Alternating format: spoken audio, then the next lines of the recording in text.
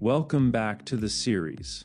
In the previous video, we built a powerful unload animation using GSAP, but now we're adding dynamic scroll-based interactivity, where the bottle element responds to your scroll and visually syncs with the layout. This is where GSAP ScrollTrigger plugin comes in. And in this video, we'll break down the full scroll logic, how to pin elements, animate them across sections, and trigger transitions based on scroll position. Let's get into it. After our initial animations, we define a function called pin and animate. This function is written to be reusable. That means instead of repeating the same scroll trigger code 3 times, we pass in different parameters, like which section to trigger from, where to stop, what to pin, and which animations to run.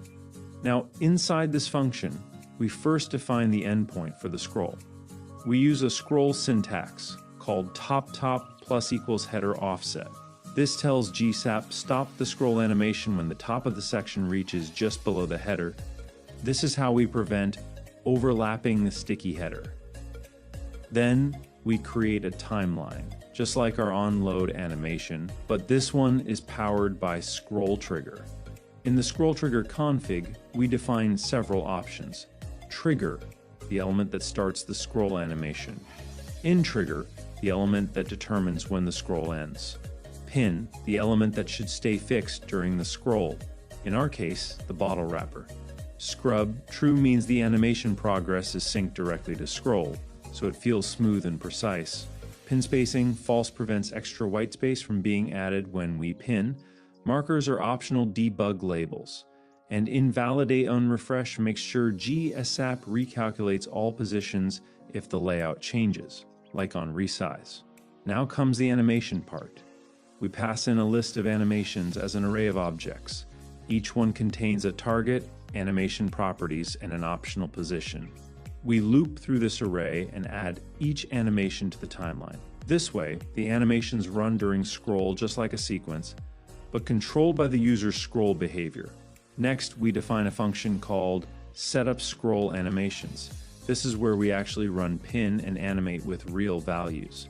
We first calculate the header height and subtract 1 pixel. This is our offset to avoid overlapping the sticky header. Then we use ScrollTrigger.matchMedia to define responsive scroll behaviors. Inside the desktop query, minimum width of 769 pixels, we define 3 scroll segments. Let's start with this first animation. We are calling our custom function named pin and animate. This function is designed to pin an element during a scroll and animate one or more targets while scrolling from a start to an end position. Here's what we're passing. Trigger is set to the hero section. This tells ScrollTrigger, start tracking the scroll when the hero section enters the viewport. End trigger is the intro section. This means the animation will continue to run until the top of the intro section reaches the top of the viewport. Pin is set to the bottle wrapper. This means the entire bottle container will stay pinned or fixed in place during this entire scroll range. It won't move with the rest of the page. Now let's look at the animations array.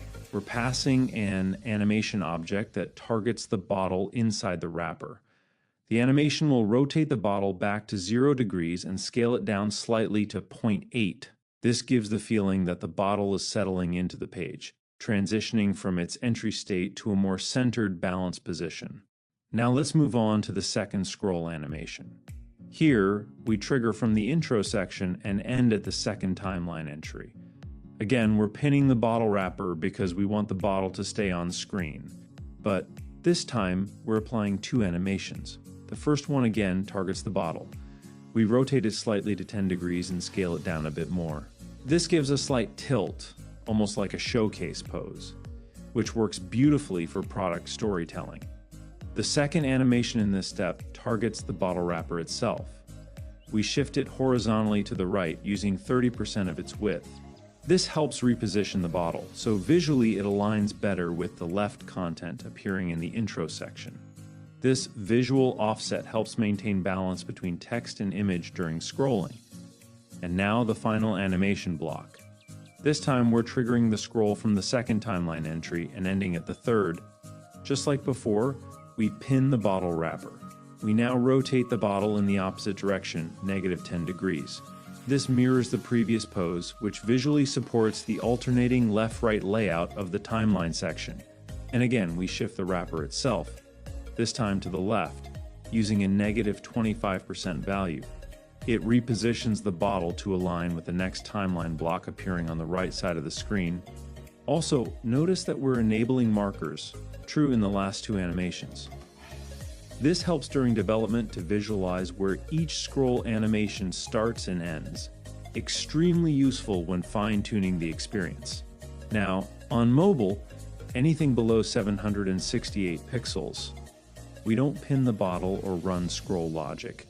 Instead, we just fade it in using a regular GSAP animation. This keeps things smooth and performant on small screens.